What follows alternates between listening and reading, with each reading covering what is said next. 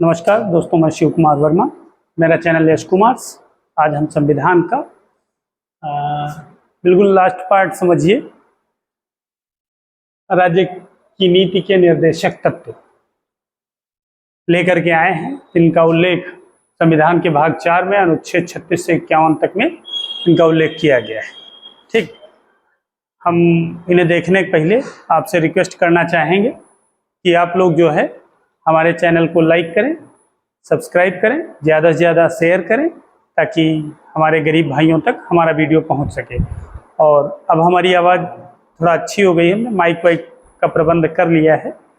अब आप लोग जो है थोड़ा सुन करके, वीडियो को देख करके इस पर प्रतिक्रिया ज़रूर व्यक्त करें। ठीक, अभी हमने लाइट की बहुत अच्छी व्यवस्था ना की है, लेकिन हम कोशिश कर रहे हैं कि आपको बोर्ड पे अच्छा दिखे। ठीक है, अब हम स्टार्ट करते हैं। संविधान का भाग 4 में इसका उल्लेख है राज्य के नीति के निर्देशक तत्वों का, अनुच्छेद 36 से 51 में। तो अनुच्छेद 36 में नीति निर्देशक तत्वों की परिभाषा दी गई। अच्छा, एक चीज़ और याद रखिएगा, नीति के निर्देशक तत्व ये लिए कहाँ से गए हैं? ये आयरलैंड से लिए गए हैं। ठीक, जब हमारा संविधान बन रहा था तो हमने आयरलैंड से राज्य के नीति के निर्देशक तत्व लिए थे। अच्छा, नीति के निर्देशक तत्व राज्य के लिए हितकारी और जनता के लिए अहितकारी हैं।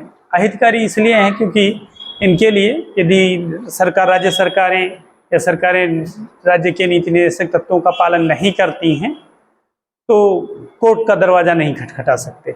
ये राज्य के लिए बहुत हितकारी हैं, जबकि मौलिक अधिकार जो है वो राज्य के लिए अहितकारी है और जनता के लिए हितकारी है, और ये राज्य के लिए हितकारी और जनता के लिए हितकारी, थोड़ा सा उल्टा है ये। ठीक, हम लोग बात करते हैं नीति अनुच्छेद 36 की, तो इसमें नीति निर्देशक तत्वों की परिभाषा दी गई। ठीक, असल में होता ये है कि शुरुआती दौर में ये सोचा गया कि राज्य ईमानदारी से काम करेंगे। ठीक, तो राज्य के नीति निर्देशक तत्व उनके लिए अच्छे होंगे। ठीक, वो ईमानदारी से काम कर लेंगे, लेकिन फिर बाद में इनमें सुधार किए गए क्योंकि राज्यों की काम करने की निष्ठा पर थोड़ा प्रश्न चिन्ह लगा, तो इसलिए इन पे थोड़ा सा सुधार भी हुआ है कुछ अनुच्छेदों में। चलिए देखते हैं। फिर 37 में, अनुच्छेद 37 में नीति निर्देशक तत्वों की प्रकृति बताई गई है। ठीक, अनुच्छेद 38 कहता है राज्य लोक कल्याण की अभिवृद्धि के लिए सामाजिक व्यवस्था बनाएगा। ठीक, यानी आम जनता या आम लोगों के कल्याण के लिए व्यवस्था करेगा राज्य। ये राज्य की जिम्मेदारी बनती है कि वो राज्य की जनता के लिए यानी आम लोगों के लिए कल्याणकारी की अभिवृद्धि के लिए कल्याणकारी कार्य करे। ठीक, यानी उनके हित में काम करे। ठीक, फिर कहता है अनुच्छेद 39 राज्य द्वारा अनुसरणीय कुछ नीति तत्व। अब ये क्या होते हैं? राज्य द्वारा अनुसरणीय कुछ नीति तत्व हैं क्या? हम इन पे आपसे चर्चा करेंगे। अनुच्छेद 39 असल में होता यह है, पुरुष और स्त्री की समता पर बात करने वाला अनुच्छेद 39 ही। यानी यदि कार्य में है, शिक्षा में है, इन सब में समान कार्य के लिए समान वेतन की व्यवस्था अनुच्छेद 39 ही निर्धारित करता है। ठीक, यानी ये महिलाओं को पुरुषों की के साथ समता की श्रेणी में लाता है। ये व्यवस्था अनुच्छेद 39 में है। फिर अनुच्छेद 39 का कहता है समान न्याय एवं निःशुल्क विधिक सहायता। यानी कहने का अर्थ ये है कि सबके लिए एक समान न्याय व्यवस्था हो, और यदि वाद प्रस्तुत करता है तो उसके लिए निःशुल्क विधिक सहायता भी दी जाए। हाँ, प्रतिवादी यदि इस काम में अक्षम होता है तो उसके लिए भी निःशुल्क विधिक सहायता का प्रावधान है, यदि सक्षम नहीं है तब। यदि सक्षम है तो अपना खुद व्यवस्था कर लेगा। फिर उसके बाद आता है ग्राम पंचायतों का संगठन, अनुच्छेद 40। अनुच्छेद 40 में ग्राम पंचायती या पंचायती राज व्यवस्था का उल्लेख किया गया था, तो फिर हमें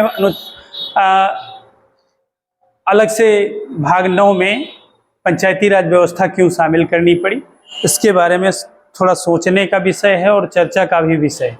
असल में राज्य बहुत अपनी जिम्मेदारी नहीं निभा पा रहे थे, तो ऐसी स्थिति में उनकी जिम्मेदारी को लेकर के एक समस्या खड़ी हो रही थी, इसलिए इसमें एक व्यवस्था की गई, पंचायती राज व्यवस्था को अलग से भाग 9 में 11वीं अनुसूची में रखा गया। 12वीं अनुसूची में भाग 9 का और 12वीं अनुसूची नगरीय निकाय व्यवस्था को सेम एक जैसा है, दोनों का व्यवस्था उनको रख दिया गया। तो इस तरीके से आप कह सकते हैं ग्राम पंचायतों के संगठन की व्यवस्था राज्य सरकार करेगी, लेकिन जब समस्याएं आने लगती हैं तो उन समस्याओं के निराकरण के लिए सरकार ने एक दूसरा रास्ता भी खोल रखा है। हालांकि ये व्यवस्था जब तक भाग 9 और भाग 9 का नहीं जुड़े थे तब तक तो ये व्यवस्थाएं ठीक थी उस समय तक के लिए, लेकिन वर्तमान में जो हमारी पंचायती राज व्यवस्था और नगरीय निकाय व्यवस्था जो निम्न स्तर पर, मतलब निचले स्तर पर, ग्रामीण स्तर पर कह लें, आम जनता को सरकार बनाने की, कार्य करने की अनुमति देती है, वो एक लोकतंत्र के लिए बहुत अच्छी व्यवस्था है। यही सोच करके इसे भाग 9 और भाग 9 का में रखा गया 11वीं और 12वीं अनुसूची के तहत। ठीक, अब बात करते हैं कुछ दशाओं में काम, शिक्षा, लोक सहायता पाने का अधिकार।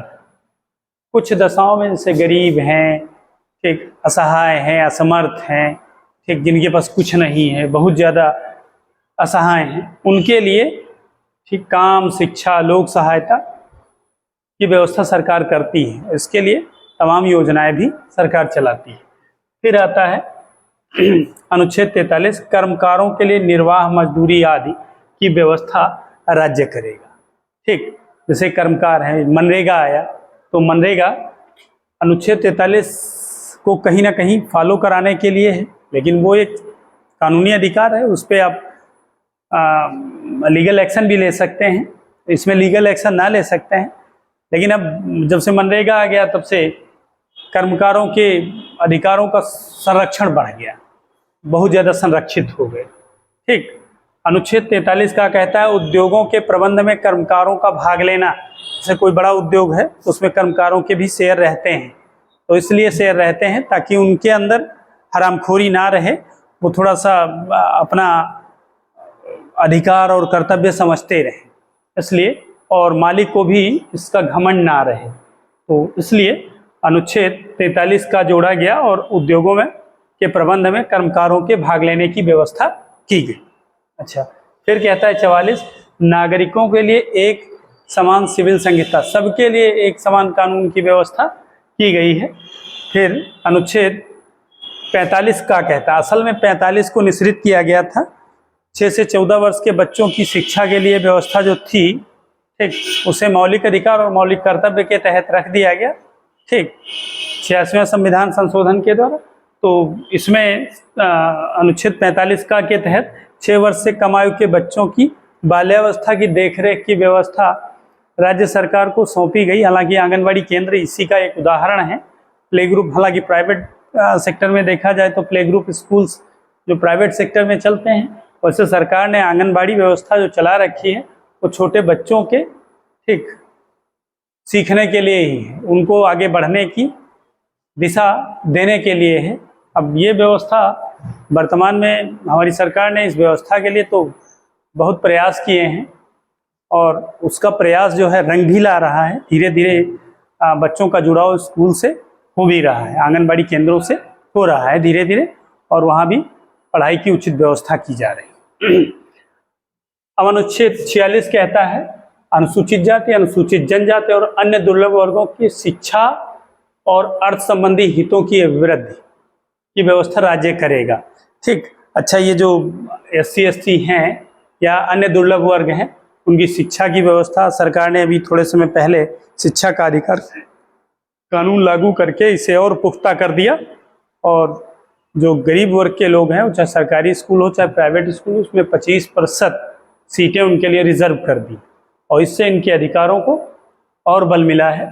और सही मायने में देखा जाए तो अनुच्छेद 46 बहुत जरूरी अनुच्छेद था गरीब तबके के। फिर उसके बाद 47 में आते हैं, अनुच्छेद 47 में पोषाहार और लोक स्वास्थ्य सुधार करने का राज्य का कर्तव्य। जैसे गरीब वर्ग के भरण पोषण के लिए, ठीक, उनके स्वास्थ्य में सुधार के लिए, ठीक, राज्य प्रयास कर रहा है। राज्यों ने तमाम योजनाएं चला रखी हैं, सामुदायिक स्वास्थ्य केंद्र खोल रखे हैं सरकारों ने, ठीक, पोषाहार के लिए जो है आंगनवाड़ी के तहत दिए जाते हैं।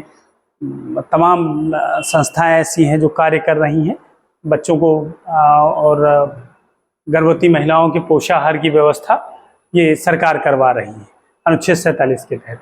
अनुच्छेद 48 कहता है कृषि और पशुपालन का संगठन। कृषि और पशुपालन, असल में कृषि में नई नई तकनीकों की व्यवस्था अनुच्छेद 48 के तहत, और पशुपालन का संगठन का अर्थ यह है कि पशुओं में नई प्रजातियों की व्यवस्था, जैसे संकर प्रजातियां तमाम डेवलप की जा रही हैं।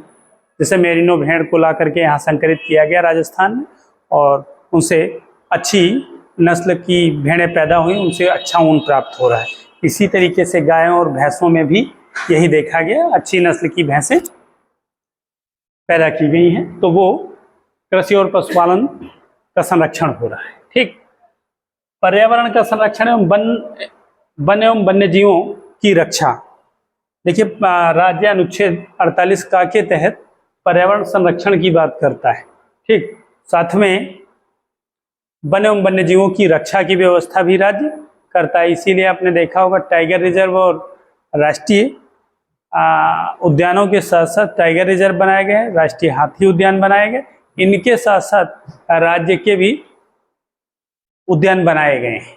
ठीक, चाहे पक्षी अभ्यारण्य हो, चाहे वन्यजीव अभ्यारण्य हो, तो इस तरीके से उनको संरक्षित करने के लिए और अपने पर्यावरण को सुरक्षित करने के लिए वनों की व्यवस्था भी राज्य सरकार भी करती है, सेंट्रल भी करती है। ठीक, क्योंकि समवर्ती सूची का विषय वन हो गए हैं ना, वन एवं उनका जो लकड़ी वगैरह है, ठीक, वन्य जीवन वगैरह, ये सब समवर्ती सूची का विषय हो गया है। अनुच्छेद 49 कहता है राष्ट्रीय महत्व के स्मारकों, स्थानों और वस्तुओं का संरक्षण।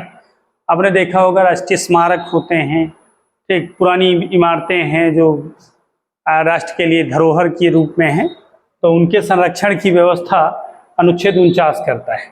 ठीक, अनुच्छेद 50 कहता है कार्यपालिका न्यायपालिका का पृथक्करण। मतलब कहने का अर्थ यह है कार्यपालिका और न्यायपालिका में कुछ ऐसा कॉम्बिनेशन बनाया जाए कि आपस में विवाद की स्थिति ना उत्पन्न हो, ये अनुच्छेद 50 कह रहा है। ठीक, अनुच्छेद 51 कहता है अंतर्राष्ट्रीय शांति एवं सुरक्षा की अभिवृद्धि। पूरे संविधान में अनुच्छेद 51 एकमात्र ऐसा अनुच्छेद है जो अंतर्राष्ट्रीय शांति की बात करता है, अंतर्राष्ट्रीय सुरक्षा की बात करता है, और उसमें वृद्धि करने की, मतलब आपस में बड़ा अच्छा कॉम्बिनेशन सहयोग की भावना रखता है अनुच्छेद 51। तो इस तरीके से ये हमारे राज्य की नीति के निदेशक तत्व हैं, जिनका उल्लेख संविधान के भाग 4 में अनुच्छेद 36 से 51 के मध्य किया गया है। और इसका अब एक पार्ट बचा है, मौलिक कर्तव्य, मौलिक अधिकार हो चुके हैं भाग 4 का, तो उसका भी अगला वीडियो आपको, अगला क्लास आपको मिल जाएगा। ओके, आप लोग हमारे चैनल को ज़्यादा से ज़्यादा लाइक करिए, सब्सक्राइब करिए और ज़्यादा से ज़्यादा शेयर करिए ताकि हमारे गरीब भाइयों को इसका लाभ मिल सके। धन्यवाद। जय हिंद, जय भारत।